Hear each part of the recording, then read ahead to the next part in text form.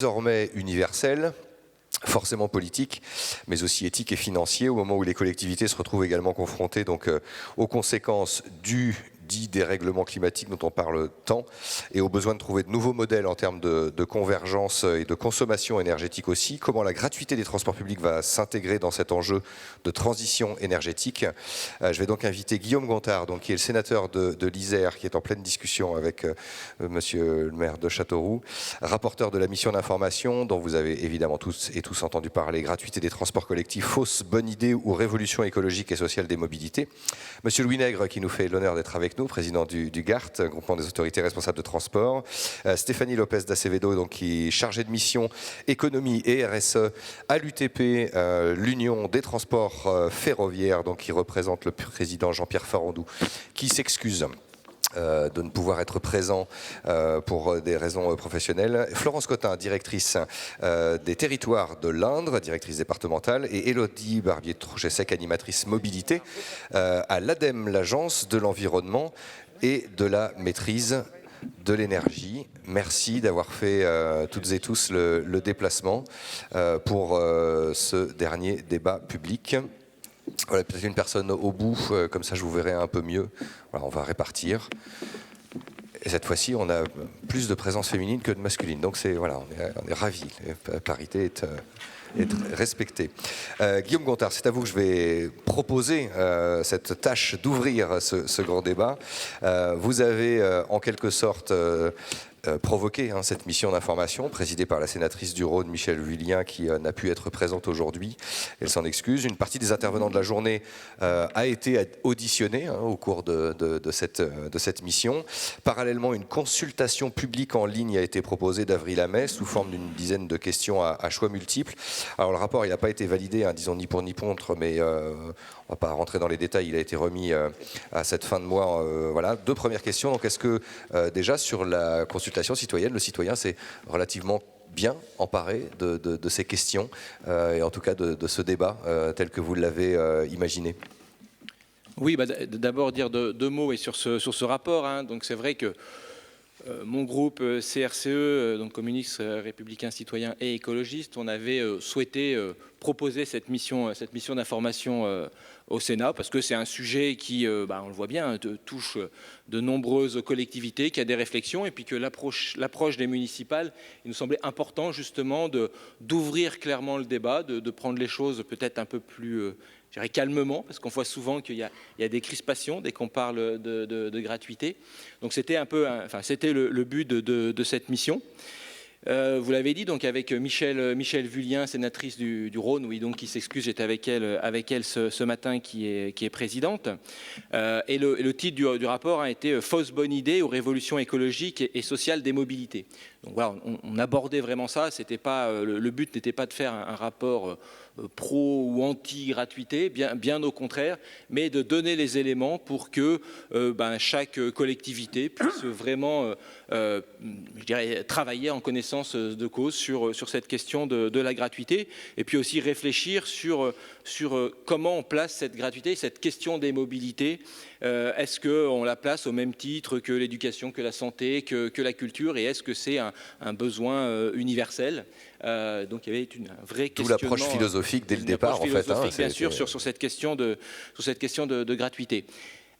Vous l'avez dit, c'est vrai que c'est un sujet qui laisse pas indifférent et qui touche énormément de monde. On a été très surpris, puisque quand on a mis ce questionnaire en ligne, qui est une habitude au Sénat quand il y a des missions d'information, avec un questionnaire fermé, une possibilité aussi de pouvoir argumenter un petit peu plus, on a eu plus de 10 000 réponses.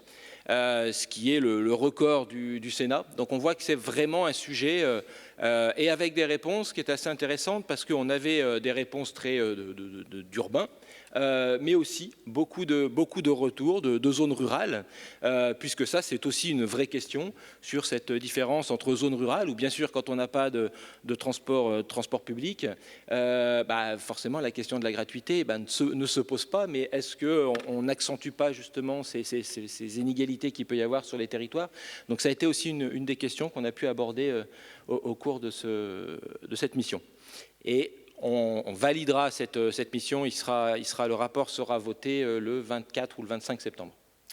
Alors donc juste sur la question générique évidemment, mais principale du report modal, difficile d'avoir des auditions avec des réponses claires, on l'a dit. Ce n'est pas une étude mais une information. Aujourd'hui elle vous a été demandée et vous êtes déjà de plus en plus sollicité en se disant voilà comment cette mission va pouvoir appuyer, aider, contribuer je dirais à compléter le dispositif aujourd'hui qui sera ou demain qui sera à disposition des collectivités qui souhaitent s'emparer de cette question en tout cas. Ouais, c'était vraiment sortir des idées préconçues, parce que c'est de ça dont on s'est aperçu vraiment au démarrage de la mission, moi qui m'a même surpris sur le fait qu'on a des idées préconçues sur la gratuité, et je dirais de part et d'autre. C'est-à-dire qu'à la fois sur des gens qui sont farouchement contre la gratuité, qui vont sortir un certain nombre d'éléments, de la même manière de l'autre côté, et de mettre ça à plat, d'analyser.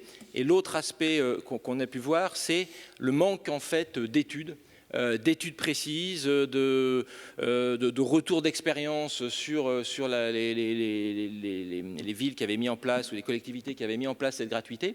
Et donc une des propositions, même si je ne vais pas détailler le rapport puisqu'il n'a pas encore été voté, mais c'est de travailler sur un observatoire de la gratuité parce que c'est quelque chose que Dunkerque met en place et réfléchit, mais ça me paraît particulièrement important qu'on puisse avoir un organe comme ça qui puisse avoir des analyses précises, à la fois sur les gratuités totales, mais aussi sur des gratuités partielles. J'entendais parler de tarification sociale, d'avoir aussi ce retour, est-ce que ça fonctionne, comment ça fonctionne, et qu'on puisse avoir cette veille, et aussi sur du long terme. Maxime Huret a du boulot avec l'Observatoire national, ça c'est sûr. Est-ce qu'on a déjà donc des pistes pour ouvrir ce débat aujourd'hui sur, cette notion de gratuité a un impact fatalement sur le débat autour de la transition énergétique, comment la gratuité peut initier ou instituer un débat autour des mobilités, mobilité propre, mobilité douce et réaménagement du territoire. On évoquera tous ces problèmes aussi avec Florence Cottin tout à l'heure. Est-ce qu'on a déjà des... Oui. Ce que j'ai entendu... Enfin, ou votre opinion à vous aussi. Ça reprend le débat de tout à l'heure. Je pense qu'il y a quelque chose qui est important, c'est de voir que la gratuité, c'est un outil qui est au service des collectivités et qui doit s'appréhender sur une réflexion beaucoup plus large d'aménagement du territoire. C'est un choix politique. Mais c'est vrai que c'est pas la gratuité à elle seule ne fait pas une politique des déplacements. Et ça, je pense que c'est quelque chose d'important. Qu'on a des choses très différentes suivant les territoires, ça a été aussi dit. On ne va pas aborder la gratuité ou réfléchir sur la gratuité. On a vu le rapport sur l'Île-de-France, la région parisienne ou le réseau lyonnais, comme à Châteauroux, à Dunkerque. Donc on voit qu'on a des différences très, très fortes suivant les territoires. Et derrière ça, ce qui ressort quand même du rapport, c'est la question du financement.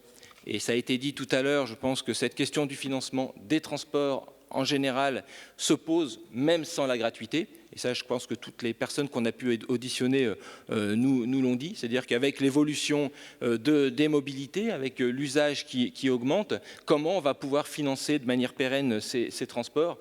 Et que la gratuité, on l'a vu, de toute façon, la part de la billetterie reste quand même une partie faible. Et si on joue que sur cette part de billetterie, on risque d'avoir des tarifs qui vont s'envoler. Donc comment on résout ce problème du financement des transports? Donc ça, c'est quelque chose d'assez fort.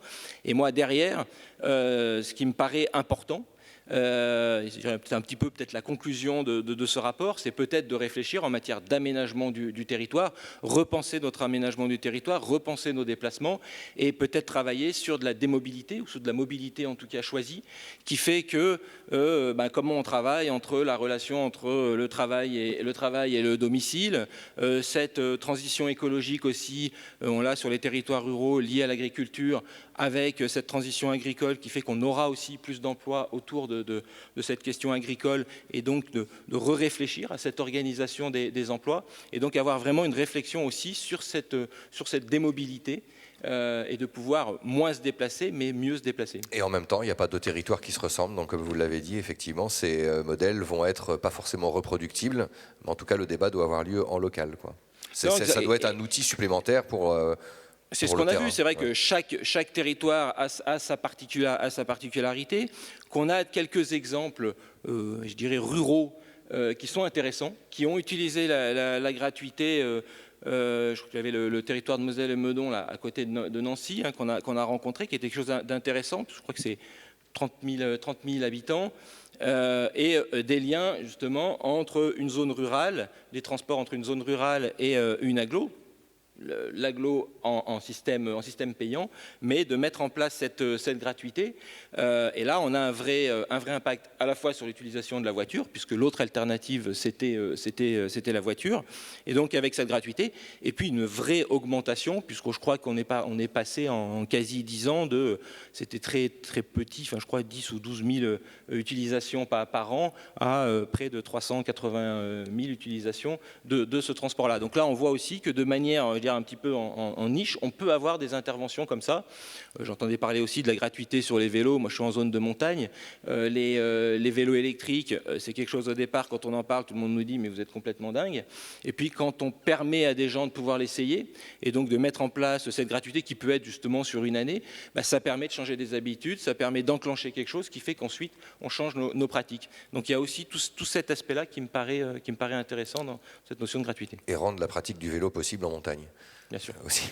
Élodie Barbier-Sec, pour représenter l'ADEME. Vous avez poussé l'étude sur Châteauroux il y a quelques années, aujourd'hui. Je ne vais pas vous demander si votre position a changé sur Châteauroux, mais en tout cas, l'ADEME s'est bien saisie de cette question-là, sur ces questions globalement environnementales, de transition, comment accompagner aussi les collectivités dans leur transition. Ça parle d'aménagement du territoire, ça parle aussi du matériel, on l'évoquera tout à l'heure avec l'UTP, les professionnels, ça parle aussi bien de prise de conscience de la part des citoyens de demain un nouveau mode de déplacement, des nouveaux modes de déplacement. Oui, bonjour, merci de m'accueillir.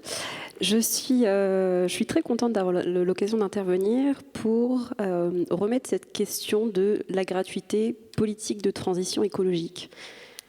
Alors, en tant qu'ingénieur climat, je pense que c'est une question qui est épineuse et que la gratuité peut être un peu trop rapidement présentée comme une politique de transition écologique. Je m'explique. L'indicateur phare sur ces politiques de gratuité, c'est le remplissage des bus. Si, je dis bien si, vous remplissez des bus avec des gens qui marchaient ou qui faisaient du vélo, vous n'avez pas une politique de transition écologique. Si vous remplissez des bus avec des gens qui ne se déplaçaient pas, vous créez des nouvelles mobilités, donc vous n'avez pas réduit l'empreinte écologique de la mobilité. Si vous remplissez de jeunes ou de seniors qui font des tours de bus, je vois l'intérêt social, sociétal, mais vous n'avez pas une mesure de transition écologique. Donc je pense que c'est vraiment important de remettre les choses dans leur contexte. Une politique de mobilité, une politique de transition écologique, c'est une politique qui permet de baisser les émissions GES de l'outil de mobilité, les émissions de polluants, le bruit, toutes les externalités environnementales négatives liées à nos mobilités. Dans ce sens-là, les modes les plus vertueux, ce sont la marche, le vélo, le VAE, les transports en commun, les modes partagés d'utilisation de la voiture, puis les modes individuels. Et une politique de transition écologique, c'est bien de faire passer quelqu'un qui utilise un mode moins vertueux vers des modes plus vertueux. Aujourd'hui, on a parlé beaucoup de gratuité. D'ailleurs, je remercie l'adjoint au maire de Niort d'avoir élargi le sujet. On a parlé beaucoup de bus. Et la gratuité des transports publics, pour moi, il faut que ce soit bien au-delà des bus. Parce que si votre politique elle est centrée sur les bus et que vous oubliez la marche et le vélo, ça veut dire que vous délaissez des modes plus vertueux que le bus au profit du bus, qui pour moi pose vraiment question dans une politique de transition écologique. Donc je pense qu'il y a vraiment une approche intermodale et multimodale à avoir dans cette question de la gratuité des transports publics. Pas des transports en commun, des transports publics. Ça pose également la question de qu'est-ce qu'on met dans cette politique de gratuité. Typiquement, est-ce que je rends les bus gratuits, mais je laisse le vélo en libre-service payant? Donc je donne un signal prix plus favorable à un mode quelque part qui est moins vertueux. Ça questionne dans une politique de transition écologique. Si j'oublie tous ces autres modes qui sont entre guillemets plus vertueux et que je me consacre sur les automobilistes, les autosolistes qui sont ceux que l'on veut faire sortir de leur voiture pour aller dans les bus ou sur des vélos. Pourquoi ils ne prennent pas les transports en commun ou le vélo? Et je trouve que c'est dommage qu'on n'ait pas ce questionnement en amont de la mise en place de la gratuité. Qui sont ces automobilistes? D'où vont-ils? Où vont-ils? Et pourquoi n'utilisent-ils pas les transports en commun? Je pense qu'il y a deux catégories. Il y a ceux qui ne peuvent pas et il y a ceux qui ne veulent pas. Ceux qui ne peuvent pas, les tarifs, pour des questions financières. Bon, on a parlé de tarification sociale, on a parlé de la gratuité. En effet, on peut répondre à ce besoin. Peut-être que ces personnes-là ne peuvent pas non plus parce qu'ils ne sont pas desservis par les transports en commun. Et le sénateur Gontard l'a dit, dans ces cas-là, il y a quand même une question d'équité entre les citoyens, entre ceux qui sont desservis par les transports en commun et ceux qui ne le sont pas. Et dans ce cas-là, est-ce que ma politique de gratuité, elle inclut également le rabattement vers le transport public? Est-ce qu'elle inclut des parkings relais? Et faut-il que ces parkings relais soient gratuits? Est-ce qu'elle inclut du stationnement sécurisé vélo? Et faut-il que ces stationnements sécurisés vélo soient gratuits? Autrement dit, comment cette politique de gratuité inclut l'intermodalité?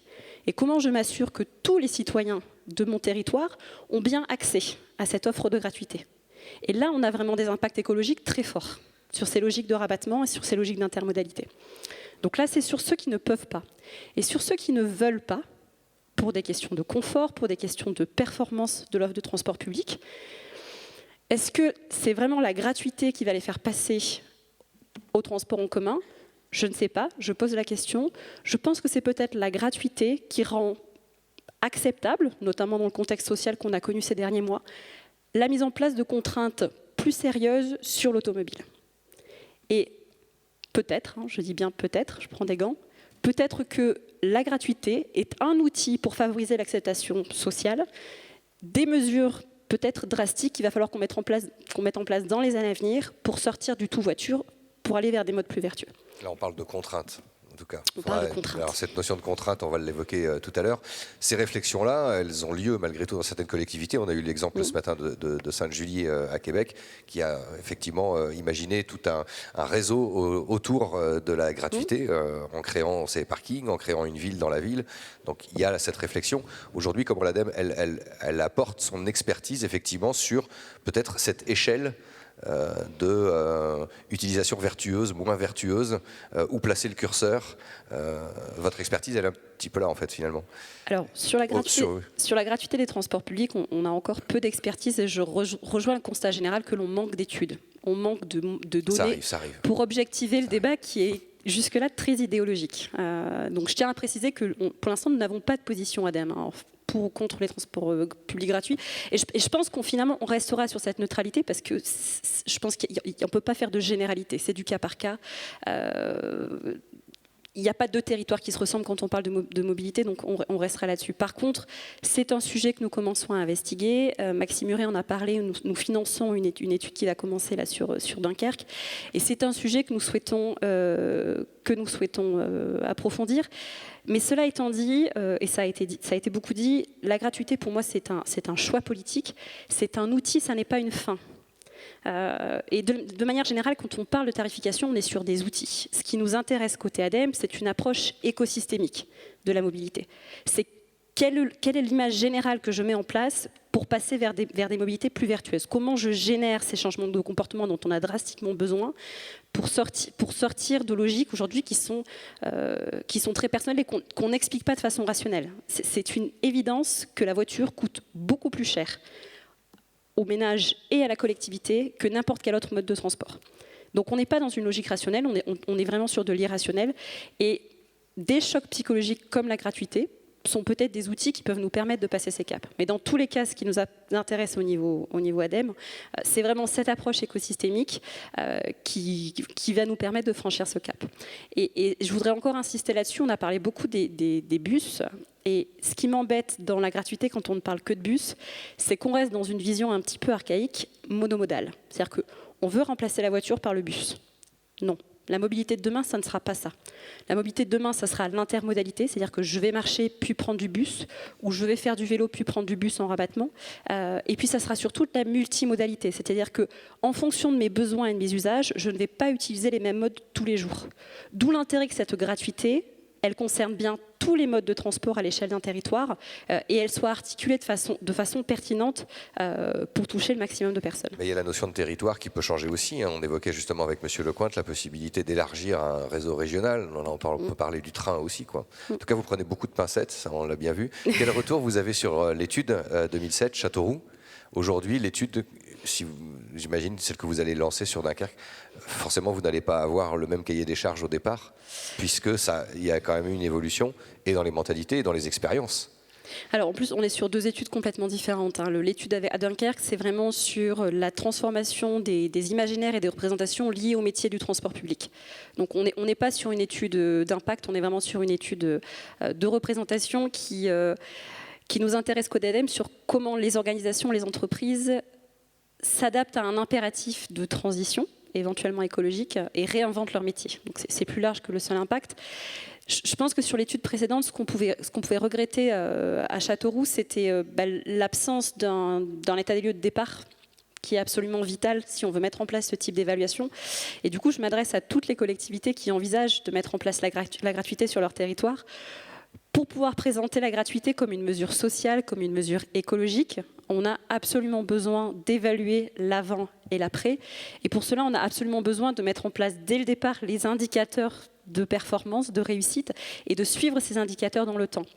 J'étais un peu frustrée sur la présentation des résultats de Dunkerque parce que tous les résultats qui ont été présentés ne m'ont pas convaincue qu'il y avait eu un report modal en fait, vers la voiture, jusqu'à ce que monsieur le maire dise que les parkings s'étaient vidés. Je m'explique, il nous a expliqué, on a eu des données qui montraient par exemple que 25% des nouveaux utilisateurs étaient des automobilistes. Mais je ne sais pas si dans le même temps, des anciens utilisateurs du bus n'ont pas cessé de prendre le bus pour reprendre leur voiture parce que le trafic s'était fluidifié. Vous voyez ce que je veux dire? Le fait qu'il y ait plus de monde dans les bus, ça ne veut pas dire qu'il y a moins de monde sur la route. Et la nature a horreur du vide en plus. Donc moins de monde sur la route, ça peut attirer de nouveaux automobilistes qui se déplaçaient autrement. Et donc je pense que voilà, cette question de la définition des indicateurs, elle est vraiment importante. Est-ce que suite à la mise en place de cette mesure, j'ai du report modal? Donc déjà quantifier ce report modal. Est-ce que j'ai moins de circulation? Est-ce que j'ai moins d'émissions de polluants? Voilà. Est-ce que concrètement, toutes ces externalités que je veux améliorer en faisant la gratuité une mesure de transition écologique, ils sont avérés et ils sont avérés sur le long terme. L'étude de VIGS à Dunkerque montre un certain nombre de ces éléments quand même, de ces indicateurs. Alors, en vraiment me faisant l'avocat du diable, en cherchant les détails, je peux vous assurer qu'on peut lire différemment ces indicateurs. Oui, à aucun moment, il n'est écrit que le trafic a baissé. Si vous regardez dans les données, à aucun moment il est marqué que le trafic a baissé de 5 ou 10%. Les bus sont plus remplis et il y a des nouveaux utilisateurs du bus. Mais peut-être qu'il y a des gens qui utilisaient le bus qui ne le prennent plus parce qu'il est saturé, par exemple. Et cette image-là, en fait, on ne l'a pas. Et pour moi, le remplissage des bus, ce n'est pas une fin en soi. La fin en soi, c'est de réduire le trafic automobile et toutes les externalités qui vont avec. Et la seule preuve tangible du fait qu'il y a eu une réduction du trafic à Dunkerque, c'est le fait que les parkings soient plus vides qu'avant. Ça, c'est une preuve tangible et ça nous permet de quantifier l'impact. Alors, parler de multiplicité des transports, ça va faire plaisir à l'UTP. Première réaction, votre position, Stéphanie Lopez d'Acevedo à l'UTP. Est-ce que cette mesure, effectivement, de gratuité induit ou influe sur le débat, sur la transition écologique? Et puis, pour rebondir, le fait de parler de multitransport, d'intermodalité, aujourd'hui, les transporteurs, les professionnels, se saisissent de cette question de plus en plus. Alors, je vous remercie d'avoir convié l'UTP. Je renouvelle les excuses de mon président qui n'a vraiment un agenda très contraint aujourd'hui. Donc Jean-Pierre Ferrando aurait vraiment souhaité être parmi nous, mais malheureusement, il n'a pas plu. Donc pour rebondir sur votre question, déjà effectivement l'UTP représente les opérateurs de transport public urbain et les opérateurs de transport public ferroviaire. Donc ce qui effectivement revient aussi dans ce qu'on a dit tout à l'heure sur finalement les fractures territoriales dont on a pu entendre l'écho de façon très, très prononcée au cours du printemps dernier, enfin de l'automne dernier, pardon. Donc oui, c'est clairement des préoccupations pour les opérateurs de transport. Parce que les opérateurs de transport, leur position, c'est plus de transport, tout simplement plus de transport. Et plus de transport avec les contraintes qui sont mises au transport, tout simplement. Elles sont d'ordre environnementale. On n'a pas parlé, j'ai pas entendu parler, me semble-t-il, de la loi de transition énergétique et pour la croissance verte, qui impose que 50% des flottes d'autobus, quand elles sont renouvelées avec des véhicules qu'on appelle à faible émission, sachant que malgré les progrès des constructeurs d'autobus, les autobus à la norme Euro 6 avec moins 88% d'émissions de nitrate d'azote, me semble-t-il, c'est par rapport à Euro 5, ce n'est pas considéré comme un véhicule à faible émission. Donc on est obligé de passer à la catégorie bus électrique ou bus au gaz. Donc ça veut dire acheter des véhicules, un véhicule électrique, un bus électrique, même si effectivement on ne va pas parler que de bus, j'entends bien et je partage complètement votre point de vue. Quand on ne va pas parler que de bus, mais un bus électrique par rapport à un bus au gazole, c'est 2 fois le coût. Sur l'ensemble de la durée de vie, c'est à peu près 3 fois le coût à ce stade, même si on n'a évidemment pas beaucoup de retours d'expérience parce que au moment du vote de la loi, on n'avait pas la filière industrielle n'était pas robuste et on n'avait pas encore de retour d'expérience. C'est aussi, c'est ballot, 20% de capacité en moins dans les bus électriques. On a un vrai défi de report modal. Donc, on ne pourra pas reporter d'un bus à gasoil au bus électrique. Il faudra 20% de capacité en plus. Donc ça, on l'oublie souvent. On oublie l'adaptation des dépôts. On oublie la formation des personnels, puisque je rappelle que l'UTP, notre principale mission, c'est la négociation de la convention collective et la formation des personnels. C'est un budget très conséquent. La formation des personnels, l'habilitation des personnels à toucher des batteries électriques. Ça, je pense que malheureusement, pas grand monde n'a ça en tête. Et les deux autres, je fais vite un aparté, les 2 autres missions de l'UTP, c'est la mission d'observation. Et donc, on pourra parler de ce qu'on a pu observer, puisque avec le GART, on mène une enquête tous les ans sur l'intégralité des réseaux de transport urbain de France. Donc, on a quand même un retour d'environ 300 AOM par an. Donc, on a quand même une bonne idée de ce qui se passe sur les réseaux de transport. Et enfin, la dernière mission de l'UTP, c'est de faire du lobbying en faveur des transports publics. Et très concrètement, la défense du versement transport, c'est juste notre quotidien. On attend le projet de loi de finances pour aujourd'hui, me semble-t-il, ou la semaine prochaine. On va voir ce qui nous attend. On y reviendra, je pense, avec M. Nègre. On va voir ce qui nous attend dans le projet de loi de finances qui va apparaître. Je pense qu'on aura il y a des chances pour qu'on ait du travail à très court terme sur ce sujet. Quand vous évoquez toutes ces conditions, je dirais, qui entourent ces transitions énergétiques, ça veut dire que pour vous, ça va peut-être un peu trop vite, ou on va prendre des décisions trop vite sans penser que derrière, il y a une adaptation à avoir, à la fois sur l'aspect légal, mais à la fois sur l'aspect quotidien, localement, techniquement. Alors, trop vite, parce que la filière industrielle n'était pas prête pour le véhicule électrique. Au moment du vote de la loi TECV, la filière industrielle n'était clairement pas prête. Bon, des efforts énormes ont été faits par les constructeurs. Là, on va présenter, lors des rencontres nationales des transports publics, vous aurez tout un tas de véhicules qui seront présentés, et je pense que l'immense majorité sera constituée de véhicules électriques ou au gaz. Je me permets d'ailleurs d'exprimer un regret. C'est bien dommage que les premiers résultats de l'Observatoire de la gratuité des transports aient lieu exactement le jour des rencontres nationales du transport public. C'est quand même pas de chance. Et donc on ne pourra pas y assister. J'espère qu'on aura des comptes rendus, puisqu'évidemment, on sera très intéressé on est très intéressé par ce sujet. Donc trop vite. Effectivement, on a été placé devant une situation, enfin c'est surtout les autorités organisatrices qui achètent le matériel, qui ont été placées dans des situations un peu d'urgence de revoir leurs plans d'investissement qui sont établis des années à l'avance, en se disant tout à coup il va falloir qu'on mette dans l'équation des véhicules électriques avec tout ce que ça suppose derrière. Maintenant il fallait peut-être... Après tout, il fallait peut-être ce coup d'accélérateur pour que les transports publics se mobilisent peut-être davantage. Mais toutes les études montrent que la baisse des émissions de gaz à effet de serre, elle ne viendra pas que de la technique, elle viendra du comportemental. majoritairement du comportemental. Donc l'enjeu, c'est certes de mettre des véhicules électriques parce que la profession des transports publics a toujours été exemplaire, donc soit allons-y, mais l'intérêt c'est quand même de mettre des gens dans les bus et surtout de faire sortir les gens des voitures. D'où la gratuité, un élément moteur, enfin en tout cas un élément de provocation, puisqu'on a constaté, et c'était l'objet aussi de certaines études et des expérimentations présentées, c'est un regain, voilà, en tout cas d'occupation et de fréquentation dans les bus. J'émettrai quelques réserves comme ma voisine sur l'étude qui nous a été présentée tout à l'heure. On a juste oublié une slide, c'est dommage, elle manquait, sur l'enquête, le sondage qui a été fait sur les utilisateurs des bus de Dunkerque, il y a quand même dans ce sondage une surreprésentativité manifeste de l'ordre de 15 points des habitants du cœur de l'agglomération. Moi, j'aurais aimé ça, à titre personnel, pour voir ce que ça donnait les utilisateurs des communes plus excentrées. C'est-à-dire que quand on dit que 50% des utilisateurs qui sont dans les bus actuellement ont abandonné leur voiture, quand il y a une surreprésentation des personnes qui habitent dans la ville-centre, on peut se dire que c'est peut-être plus facile pour elles, on peut se le dire, c'est une hypothèse, et c'est pour ça que j'aurais aimé voir cette répartition présentée pour qu'on nous explique. Malheureusement, ça n'a pas été le cas ce matin, je le regrette, mais en tous les cas, j'aurais aimé savoir pourquoi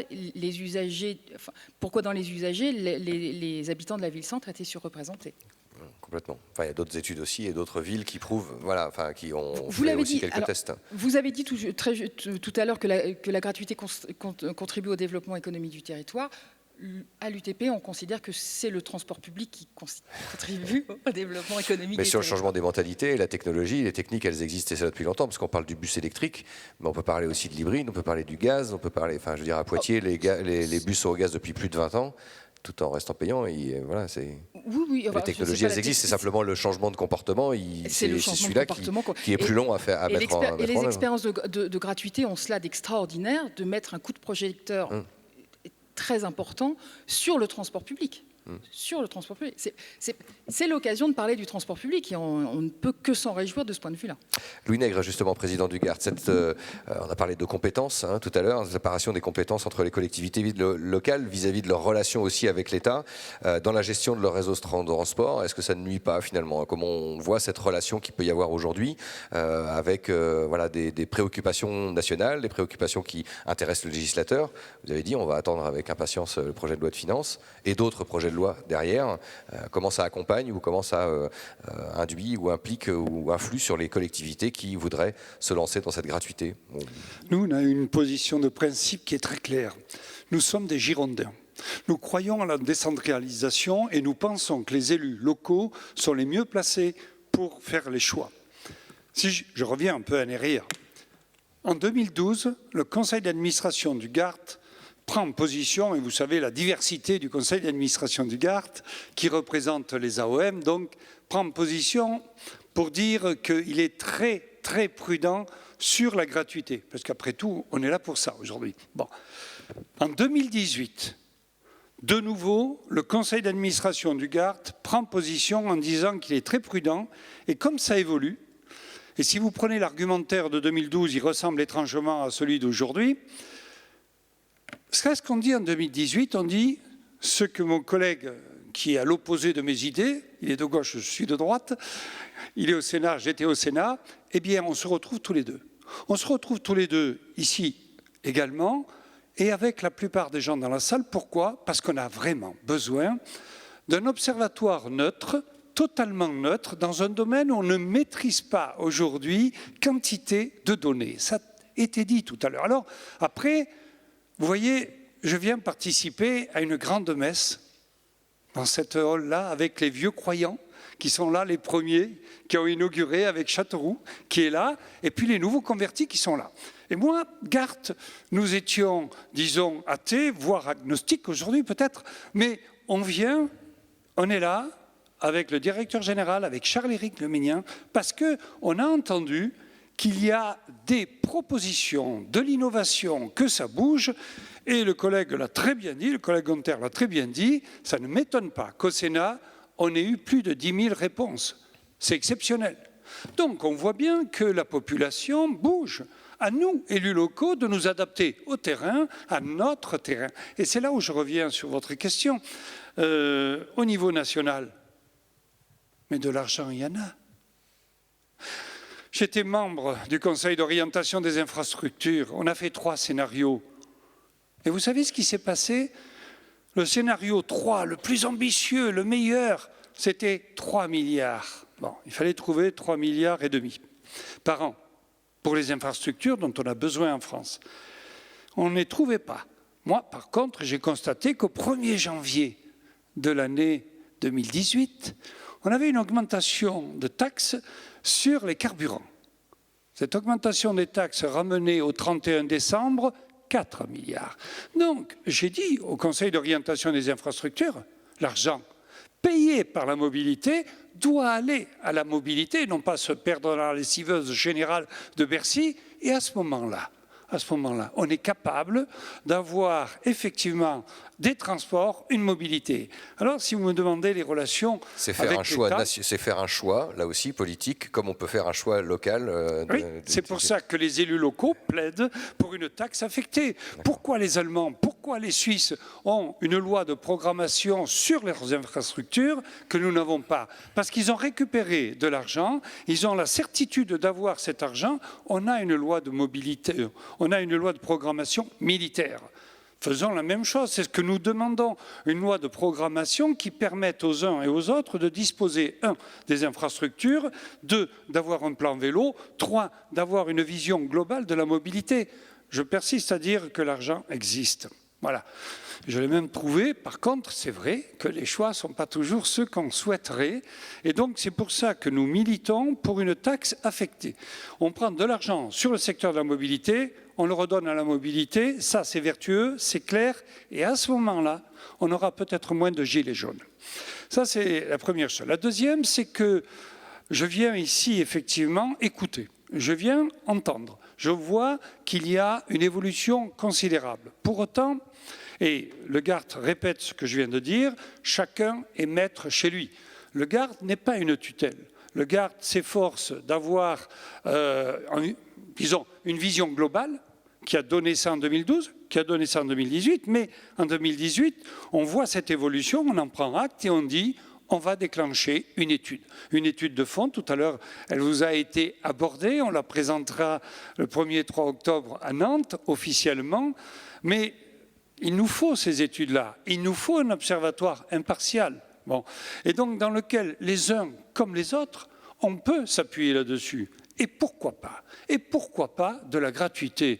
Encore une fois, le but pour un élu local ou pour le président du GART, ce n'est pas de favoriser A par rapport à B.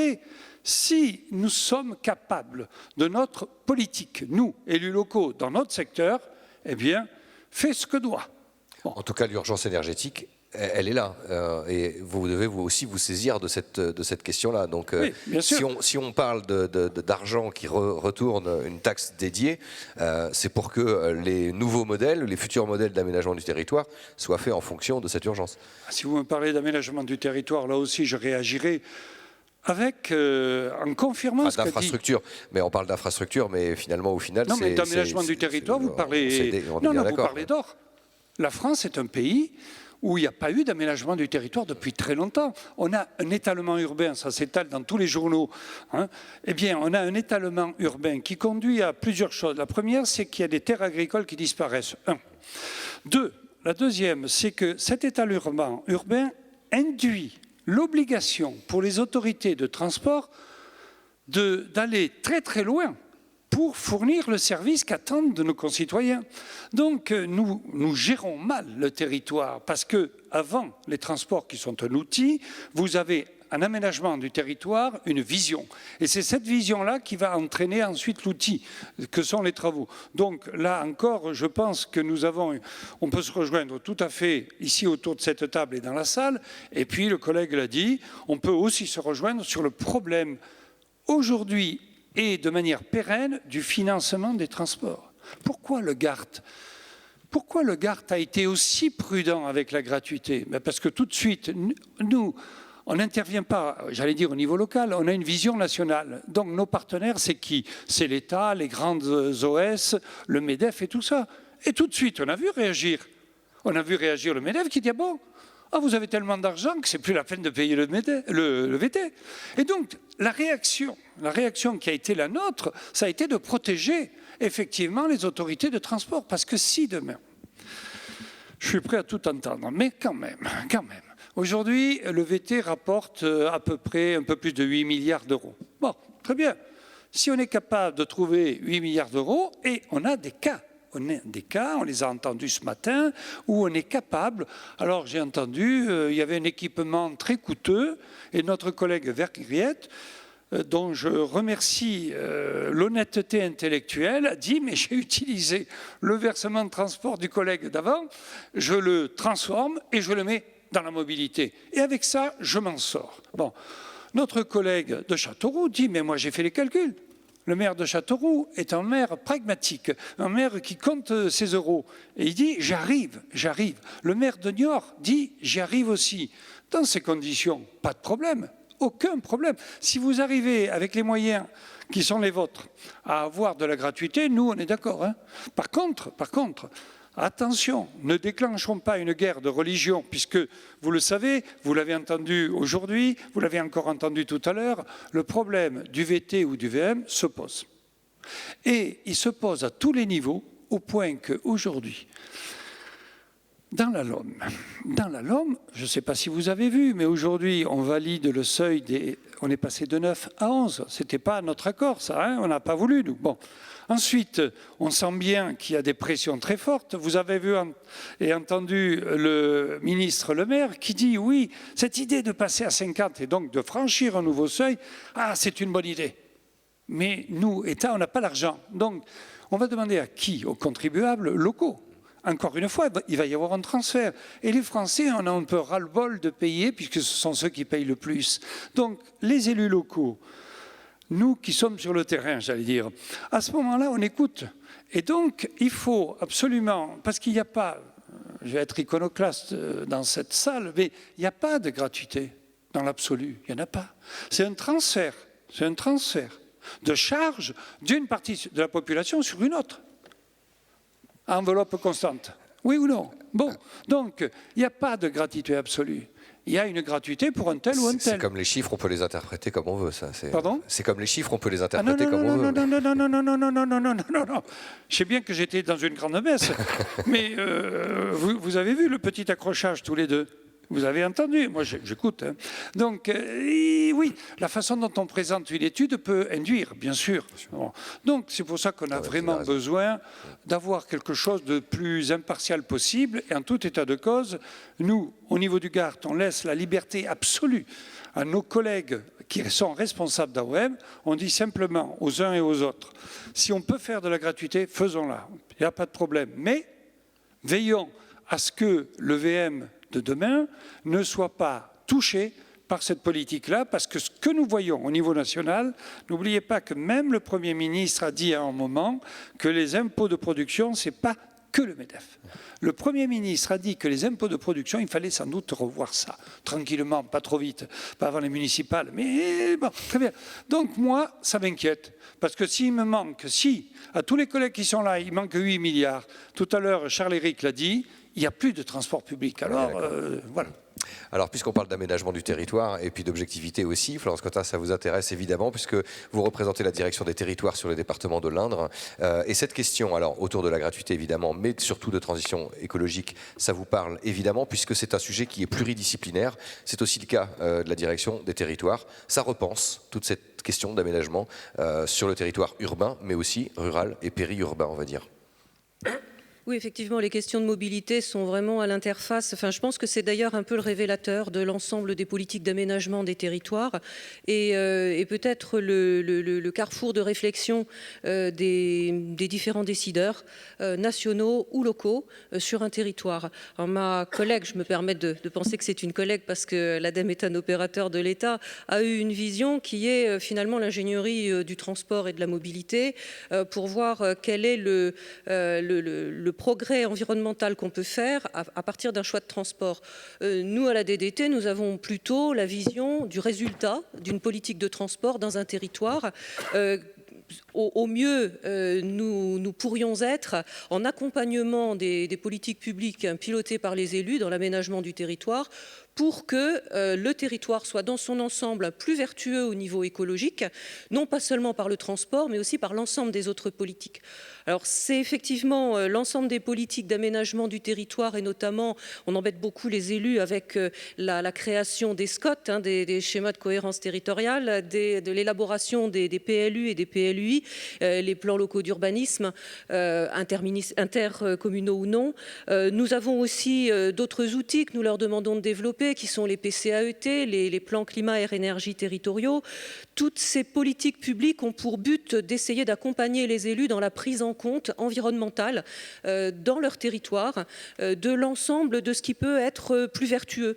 Et ma collègue parlait des gaz à effet de serre, vous parliez d'autres éléments qui étaient la moindre pollution de chacun des véhicules. En ce qui concerne vos propos, Madame, j'ai retenu tout à l'heure effectivement que le progrès technique est à prendre en compte pour que chaque bus, par exemple, soit plus vertueux.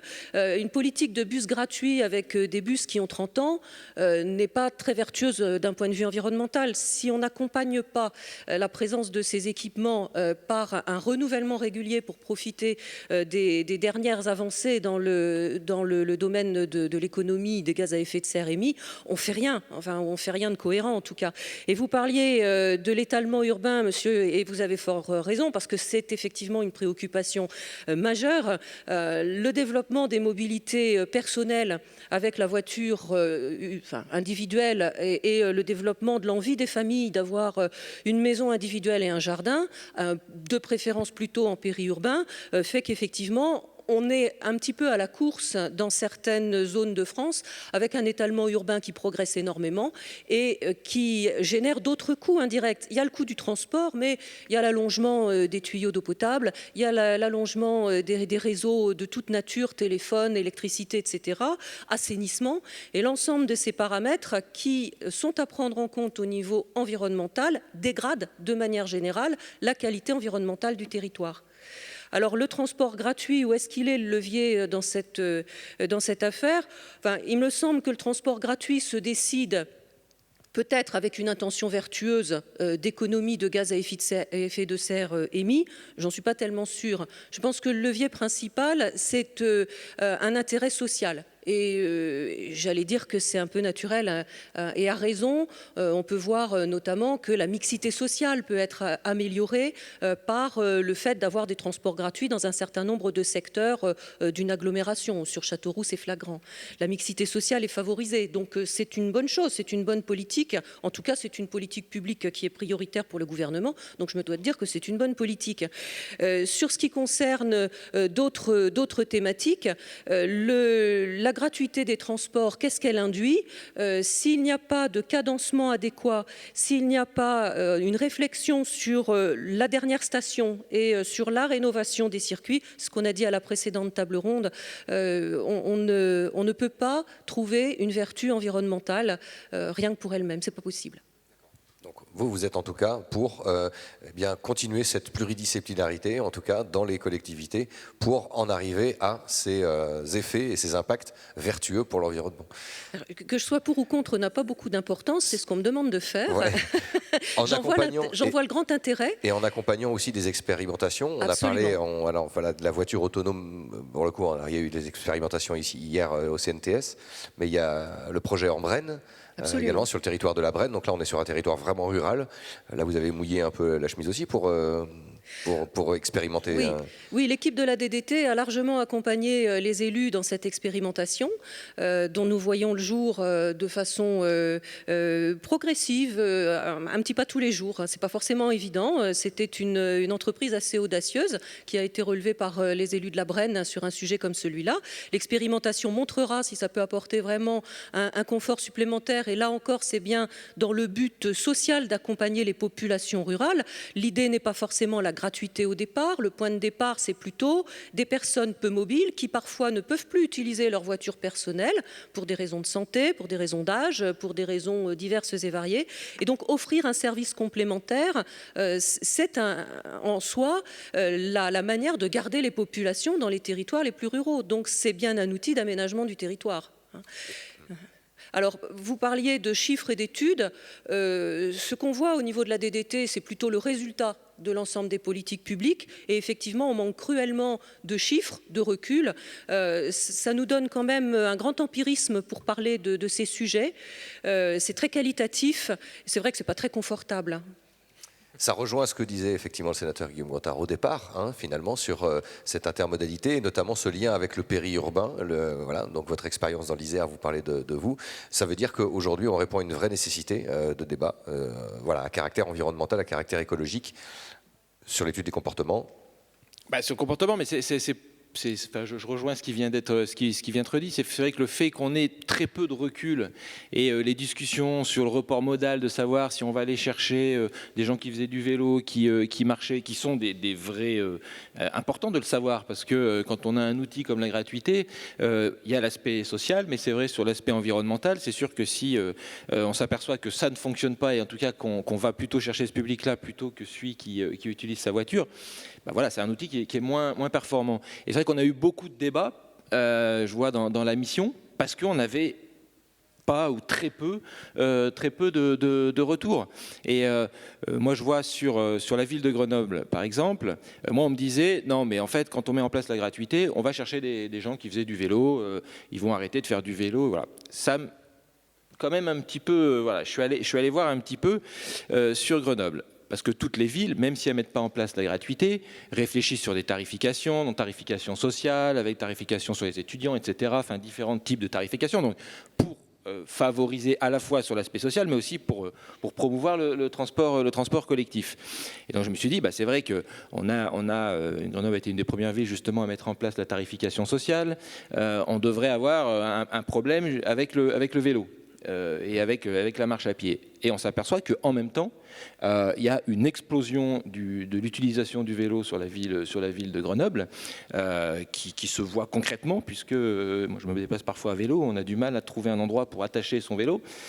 Donc c'est vraiment quelque chose qui est très important, qui est lié à quoi ? Aussi à une politique liée au vélo. C'est-à-dire qu'en même temps qu'on a travaillé sur cette tarification sociale, sur différentes tarifications, mais de la même manière dont on aurait pu travailler sur la gratuité, c'est sûr que si on fait qu'une chose, ça ne fonctionne pas. Si on fait un ensemble et qu'on réfléchit aussi, qu'on a des pistes cyclables, qu'on a un aménagement urbain, bien sûr qu'on va développer. Et quelqu'un qui va prendre son vélo gratuitement, qui de toute façon va aller plus vite, si, il aura peut-être la possibilité de prendre le transport collectif quand il pleut ou quand... voilà. Mais on voit bien que c'est vraiment un ensemble complet. Et après, il y a la question, moi je reviens sur la question du financement, parce que d'avoir une taxe affectée, un financement affecté, on avait eu le débat justement un an avant les Gilets jaunes, et c'était un petit peu ce que, et là je pense assez largement politiquement confondu, on alertait le gouvernement là-dessus en disant attention, si on met une taxe dite écologique, mais qu'on ne l'affecte pas et qu'on ne dit pas à quoi elle sert, et qu'il n'y a pas quelque chose de concret derrière, on va droit dans le mur. Bon, et là, c'est un petit peu ce qui s'est passé. Et donc, si on arrive à affecter cet axe sur le développement et enfin sur le financement des transports, ça me paraît important. Mais je rajouterai quelque chose quand même, c'est que qu'on ait un budget pour le développement des transports, à condition que ce développement du transport, il soit clairement orienté sur le transport en commun, sur le plan vélo, et que ce qui se passe à l'heure actuelle, c'est qu'on a une très grosse partie qui va encore sur la route. Et que ça, c'est aussi un vrai choix politique à avoir. Et sur la route, je crois que c'est, je ne sais plus, j'avais vu, on doit être à 16 milliards ou 17 milliards, c'est ça, de financement global pour l'entretien routier, avec un accès entre parenthèses qui est gratuit. Quand on prend sa voiture pour aller sur la route et utiliser ces infrastructures, c'est gratuit. On est à peine à 12 ou 13 milliards d'investissement et fonctionnement sur les transports en commun. Donc il y a là aussi à l'intérieur des vrais choix politiques à avoir. Alors je rebondis sur ce que vous dites, justement pour une question très générale avant d'ouvrir à la salle, parce que le temps passe très très vite. On a parlé de notion de contrainte, donc ça rejoint aussi l'affectation des taxes. On parlait de péage urbain aussi, on pourrait parler de... Quand on dit contrainte, c'est ce qu'on a évoqué tout à l'heure, c'est-à-dire de se dire, finalement, on va favoriser le transport public en montrant qu'en voiture, on va moins vite qu'en transport public, par exemple. Donc c'est de l'infrastructure qui est en lien. Donc voilà, sur cette notion de contrainte, peut-être pour aussi changer le comportement et arriver à des comportements plus vertueux. Est-ce que ça peut passer ou est-ce que ça doit passer par là? Donc là, je fais une question ouverte. Juste faire une petite... Alors, je rebondis simplement sur ce que vous disiez. Je suis complètement d'accord avec vous. Les gilets jaunes... En fait, on parlait... Monsieur le député, tout à l'heure, qui était devant, parlait d'externalités négatives. La Commission des comptes de transport de la Nation a évalué les externalités négatives des différents modes. Et il est clair que le véhicule particulier ne compense pas ces externalités négatives avec ce qu'il rapporte, entre guillemets, même si le mot est extrêmement laid, en termes de TICPE, en termes sa contribution à la société est très largement inférieure à sa contribution positive, est très largement merci, je vais y arriver. Voilà. Et dans les zones denses. En revanche, ce n'est pas le cas dans les zones peu denses. C'est-à-dire que là, la crise des gilets jaunes, c'est qu'on a pris de plein fouet des personnes qui sont dans des situations de non-accès à la mobilité par les transports publics, et on leur a taxé leur seul moyen de se déplacer, qui est le véhicule particulier. Et à côté de ça, dans les villes, finalement, c'est pas sur l'essence que l'enjeu dans les centres-villes se joue pour les automobilistes. C'est sur le stationnement. Et là, je pense que mon voisin va rebondir sur la mesure de décentralisation du stationnement. C'est effectivement là, la contrainte, elle doit être là, et elle doit être financière, puisque c'est là qu'on peut compenser, d'une certaine façon, les externalités négatives de l'usage du véhicule en ville. Sur cette question, voilà, un mot rapidement pour chacun, puis après on va laisser la parole à la salle. On a mis en place, à l'initiative du GART, et très très difficilement, une mesure de réforme de stationnement qui au départ a rencontré beaucoup d'obstacles, et puis petit à petit, ça a percolé, la pédagogie a fonctionné, et aujourd'hui, on est dans un système dans lequel il y a effectivement eu cette réforme du stationnement qui fonctionne à la satisfaction générale. On avait constaté tout bêtement, tout simplement, qu'en Europe, autour de chez nous, de la France, on avait du stationnement libre, y compris dans les grandes villes.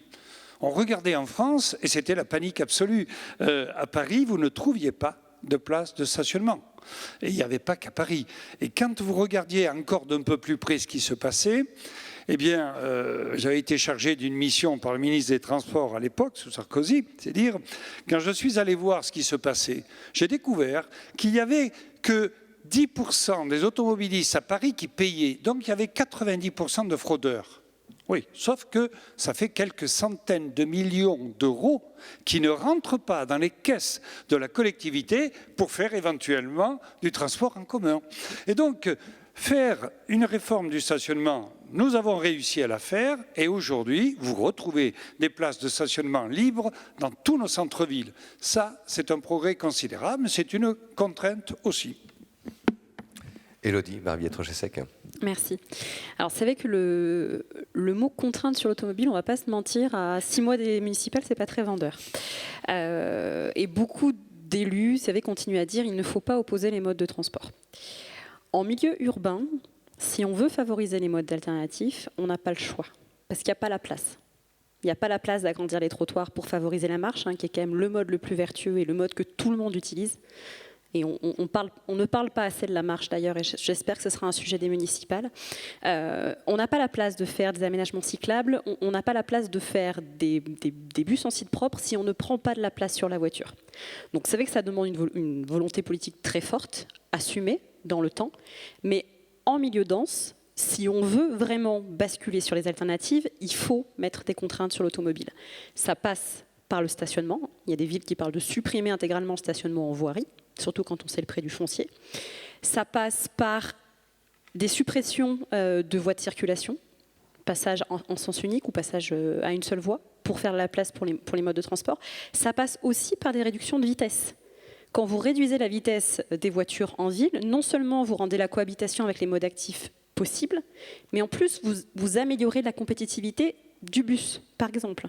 Donc je pense qu'il faut vraiment... Condition d'un service optimum, on est bien d'accord, qualité de service dans tous ces zones, comme l'a expliqué M. Laménière tout à l'heure. Je pense que ça, c'est une position sur laquelle il n'y a pas de doute. Nous sommes favorables à l'ADEME, à la mise en place de plus de contraintes sur la voiture en milieu dense, pour permettre un petit peu ce choc psychologique, et puis pour rendre compétitifs les alternatives. Parce que voilà, tant qu'on ne met pas de contraintes sur la voiture, notamment dans les villes moyennes, comme le disait je ne sais plus quel maire ce matin, quand vous pouvez vous garer devant votre lieu de destination et que vous allez plus vite en voiture, le calcul il est vite fait. Pourquoi ne pas prendre sa voiture quand il n'y a aucune contrainte sur la voiture? Je pense que on ne pourra pas, et pour le coup la crise des Gilets jaunes nous a rappelé ce principe fondamental, faire une transition écologique sans faire une transition solidaire. C'est-à-dire que certes, on a besoin de contraintes sur la voiture en milieu dense, mais on a aussi besoin de créer les moyens de garder ce milieu dense accessible au périurbain et au rural. Si vous mettez des contraintes sur la voiture en milieu dense, il faut impérativement repenser les accès de ces milieux denses pour les autres populations. Et donc, dans ce cas-là, on parle en effet d'un système de transport performant, on parle de parking relais, on parle de transport à la demande et on parle d'encouragement au covoiturage, pour qu'on ne vienne pas renforcer des clivages qui sont déjà existants en excluant ces populations du centre-ville. C'est ce que je vous disais tout à l'heure, on ne pourra pas s'affranchir d'une vision écosystémique et territoriale de la mobilité. Et ça coûte des sous, d'où les 3 milliards oui, que mais vous avez trouvés, je rebondis Daguin. immédiatement là-dessus, puisque j'ai un exemple concret, mais alors très concret, qui se passe dans ma métropole Nice-Côte d'Azur, ouais, où nous avons mis en place le tram, et aujourd'hui on constate... la ville de Nice était une ville pompidolienne parce que pendant des décennies, c'était la voiture, la voiture, la voiture. On arrive à mettre le tram et on s'aperçoit avec du parc relais, sinon c'est pas la peine. Les gens arrivent de l'extérieur, du périurbain, ils vont dans le parking, ça ne coûte rien. Vous prenez le ticket de bus, c'est tout, aller-retour, et le parking est gratuit dans ces conditions. Et à partir de là, on s'aperçoit que nos parkings du centre-ville de Nice sont en train d'avoir une diminution de la demande au point qu'on envisage de les transformer. C'est une révolution culturelle complète. Voilà un exemple concret, pratique. Voilà. Alors, je me tourne vers la salle. Est-ce qu'il y a des questions? Est-ce qu'on peut éclairer? Je ne vois pas grand-chose. Oui, monsieur devant. Vous avez le micro, mademoiselle? Oui, super. On se laisse 5 petites minutes. Désolé, on est en retard. Non, okay. Juste là, monsieur, vous avez le doigt. Bonjour, Georges Frouge, d'un collectif qui s'appelle Aux Orens. C'est pour l'ADEME. Vous avez parlé des indicateurs qui permettraient d'évaluer la pertinence de recourir à la gratuité, parce que finalement, on peut que constater qu'on ne peut pas avoir une approche simpliste de ce projet. Est-ce que vous avez une méthodologie qui permettrait d'évaluer au préalable la pertinence, une méthodologie transposable, qui permettrait d'évaluer au préalable si la gratuité est pertinente pour notre territoire compte tenu de nos spécificités? Alors, moi, j'ai vraiment parlé que de pertinence écologique. Je ne touche pas au reste. Vous défendez une approche multisystémique. Ouais. Donc, par rapport tout à fait. Alors, je vais vous répondre en 2 temps. La première, c'est que on n'a pas de méthode en interne ADEME dédiée à la question de la pertinence de la gratuité. Je pense que c'est un sujet qu'on pourra mettre à l'ordre du jour de l'Observatoire, dont l'ADEME souhaite rejoindre le comité scientifique. Ça peut faire partie des sujets que l'on met à l'ordre du jour de cet observatoire et des livrables quelque part qui pourraient être produits. Des méthodes pour se poser les bonnes questions en amont et évaluer de façon pertinente dans la durée. Mais j'ai envie de vous dire, la gratuité, ça n'est qu'un outil de politique publique parmi tant d'autres. Et finalement, les indicateurs pour évaluer la pertinence de cette politique de transition écologique, si c'est le choix politique qui est fait, de dire c'est une politique de transition écologique, c'est les mêmes indicateurs que pour n'importe quelle politique de mobilité durable. Quand vous mettez en place un système de vélo à assistance électrique, quand vous mettez en place du transport à la demande, je pense que ces indicateurs, ce sont toujours les mêmes. le report modal, le poids du trafic automobile, la qualité de l'air, qui est suivie dans quasiment toutes les métropoles françaises. Ces indicateurs, on les connaît déjà, et ce sont les indicateurs classiques d'une politique de mobilité. Après, voilà, il y a peut-être des adaptations, il y a peut-être des améliorations à faire sur ce focus de la gratuité, mais je pense la gratuité, c'est un outil parmi d'autres outils de politique de mobilité. Monsieur, question.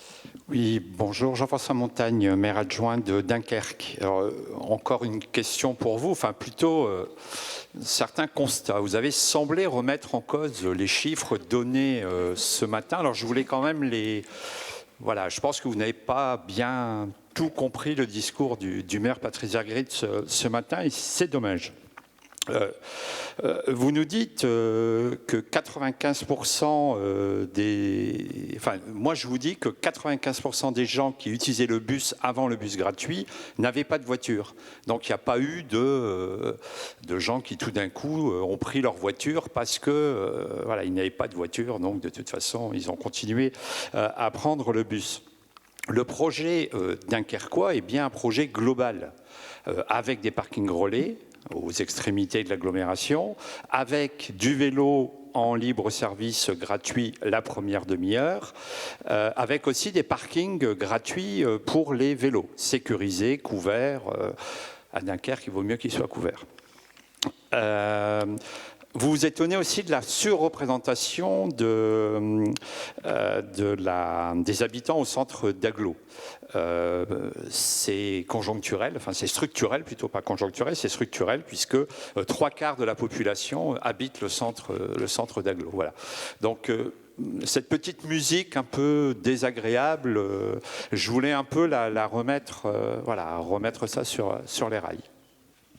Vous n'avez pas de questions particulières, monsieur le maire? Non, mais c'était, voilà. Je craignais que mon propos fût mal interprété. Je ne remets pas en question les données, je dis juste que selon comment on les lit, elles n'attestent pas d'un impact écologique.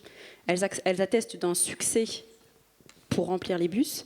Mais voilà, ma question c'était, est-ce que c'est une mesure de transition écologique? La donnée sur le fait que 95% des anciens utilisateurs n'avaient pas le permis, je ne l'avais pas par contre. Je ne sais pas si je l'ai raté ce matin. Je ne l'avais pas, donc c'est vrai que du coup, il n'y a pas pu avoir de perte d'utilisateurs. Je ne remettais pas en question l'expérience dunkerquoise, d'autant que la donnée sur le vidage, entre guillemets, des parkings, pour moi, est un indicateur du fait qu'on a en effet supprimé des voitures sur la route. Par contre, mon propos, c'était vraiment de dire qu'il faut faire attention sur les indicateurs qu'on utilise et sur les chiffres qu'on présente, parce qu'on peut faire dire un petit peu n'importe quoi aux chiffres. Et selon l'objectif de la politique, le remplissage des bus en soi est un indicateur suffisant. Si maintenant on veut vraiment présenter la gratuité comme une mesure de transition écologique, pour moi c'est important de regarder les bons indicateurs. Et c'était ça mon propos, c'était de dire peut-être que dans la présentation des résultats de Dunkerque, il y a l'aspect sociétal, il y a l'aspect remplissage de bus, et si pour Dunkerque c'est une mesure de transition écologique, il y a peut-être des indicateurs à mettre plus en avant sur l'impact de cette mesure. Et voilà, pour moi l'un des indicateurs intéressants, c'est le remplissage des parkings. Voilà, mais j'ai aucun problème avec l'expérimentation de Dunkerque. Et d'ailleurs, au contraire, c'est l'une des premières expérimentations qui est outillée depuis le départ en termes d'évaluation, donc on la suit de très près. Merci Élodie Trochesec. Une question là-haut, monsieur, je vous écoute. Merci. Maxime Cuneau, le directeur adjoint de la DDT du Cher, donc voisin de l'Indre. Moi, j'ai deux observations qui sont peut-être plus finalement des ouvertures du sujet que des questions à proprement parler. La première, c'est que la gratuité des transports publics, ce matin, les arguments développés par les élus qui sont en passe d'y passer ou qui y ont déjà passé sont très percutants, très bien documentés, et j'ai trouvé vraiment intéressant. Par contre, ça souffre d'un petit problème à la base, c'est que ça ne respecte pas le principe du pollueur-payeur. Le transport, la mobilité, c'est un peu ce qu'a dit la collègue de l'ADEME, c'est quand même de la mobilité, c'est quand même des gaz à effet de serre, c'est quand même des particules pour les bus qui circulent au diesel. Demain, vous m'objecterez que ce seront tous des bus électriques, mais demain, je vous répondrai que le principe de pollueur-payeur, ce sera peut-être devenu un principe de consommateur d'énergie payeur. Et donc, ma question, c'est à court et moyen terme, il y a évidemment un intérêt social, sociétal probablement assez fort à la gratuité du transport public, mais est-ce qu'à long terme, c'est vraiment un système qui est durable que d'offrir comme ça une solution de mobilité consommatrice d'énergie sans contrepartie des usagers par rapport à d'autres façons d'éviter la mobilité, le télétravail, la vie locale, le redéveloppement, la réutilisation des centres-bourgs pour limiter les mobilités, etc. etc. Ça, c'est le premier point. Et le deuxième point, c'est plus un regret. Je trouve qu'on n'a vraiment pas beaucoup parlé d'aménagement du territoire aujourd'hui. On a beaucoup parlé mobilité, problématiques sociales. Mais quand vous mettez en place une mobilité gratuite, vous changez complètement le rapport à l'espace, le rapport entre les quartiers, les centres-villes. Alors, on a vu toutes les externalités positives qui ont été décrites ce matin, un meilleur accès au centre-ville, des gens qui ne prenaient pas le bus, qui se sentaient stigmatisés, qui maintenant le prennent, ont une mobilité. Tout ça est très très bien.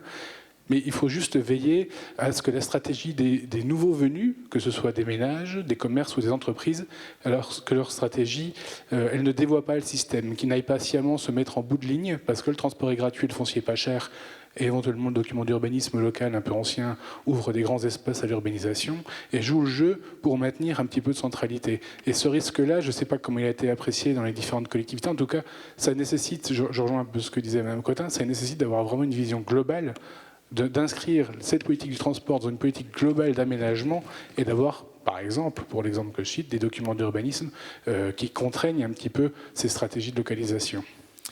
Ouais. On ne va pas avoir le temps de forcément d'élargir tout le débat parce que c'est en tout cas très, très riche et très intéressant. Peut-être, Mme Cotin, vous avez une réaction rapidement. Eh ben, je reconnais bien effectivement les points de vue qu'on peut partager d'une DDT à l'autre et qui sont convergents. Il y a effectivement cette problématique de la globalité des politiques publiques à prendre en compte. Vous l'avez dit les uns et les autres, mais je pense que c'est vraiment la conclusion de cette table ronde, de cette journée pourrait être là. On ne fera pas de la transition énergétique avec de la mobilité gratuite seulement. La mobilité gratuite, c'est un outil parmi d'autres. On a passé l'après-midi à le dire. Mais il faut quand même agréger l'ensemble des outils possibles et en valider les effets avant de pouvoir déterminer une politique d'aménagement du territoire cohérente. On a dit aussi de nombreuses fois cet après-midi que chaque territoire était différent et qu'en fonction des paramètres du territoire, on pouvait avoir des outils qui soient valables ou non.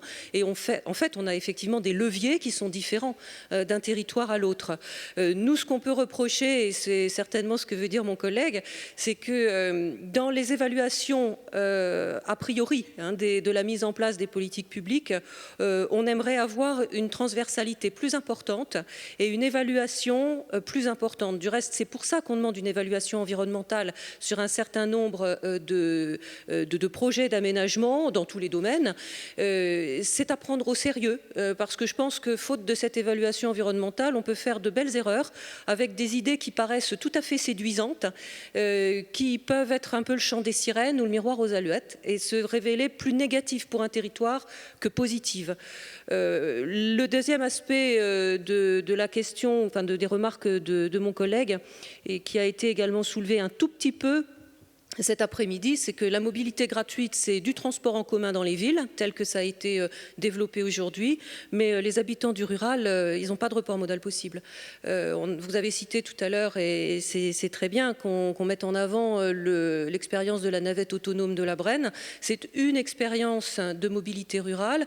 Nous avons d'autres types de réflexions sur la mobilité rurale qui sont en cours avec les élus du territoire et dans d'autres territoires également. Mais c'est vrai, il y a une question fondamentale à se poser sur l'utilisation de la voiture, des transports, que ce soit du bus, que ce soit du train, que ce soit autre chose, pour les habitants du rural. Et on a une iniquité qui est absolument évidente entre la gratuité d'un transport en rural et puis la gratuité qu'on peut appréhender et qui est possible dans l'urbain. Elle n'est pas possible dans le rural aujourd'hui, alors qu'elle est envisageable dans l'urbain.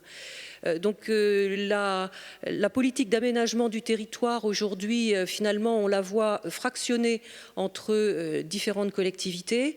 Et ce dont nous souffrons aussi quand nous avons nos échanges entre collègues dans les DDT, c'est de se dire, et puis aussi le recul que nous pouvons avoir, parce que vous savez que nous ne restons jamais très longtemps dans nos territoires et que nous avons des points de vue qui sont assez différents à la suite des mobilités géographiques que nous pouvons faire, c'est qu'on aimerait avoir un petit peu plus de continuité dans les réflexions et un petit peu plus d'homogénéité dans la façon de gérer ces sujets à l'échelle de l'ensemble du territoire métropolitain.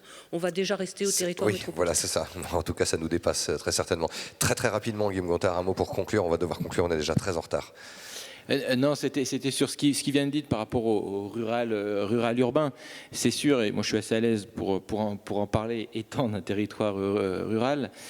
C'est sûr qu'on n'aura jamais de transport en commun et on sera jamais égal à une ville dense. Donc ça me paraît évident. Moi, je voudrais pondérer ça. Donc, il faut qu'on travaille sur d'autres solutions. On parlait du vélo électrique, de l'autopartage, etc. Et de solutions transport à la demande, etc. Donc, ça, on peut travailler là-dessus. Mais je voudrais dire aussi qu'il y a une autre inégalité qui est quand même la situation de la pollution, des bouchons, de tout ce qui est généré dans les centres-villes qui sont liés justement à cette circulation et cet apport de véhicules. Donc, il y a aussi à réfléchir, encore une fois, sur cet aménagement du territoire et ce pourquoi des gens vont s'installer de plus en plus loin. Et voilà, qui était peut-être un autre débat, mais en tout cas... Mais alors, c'est très bien, monsieur le sénateur, parce que ça ouvre les débats pour les 3e rencontres internationales des transports publics gratuits, n'est-ce pas? On vous donne rendez-vous l'année prochaine.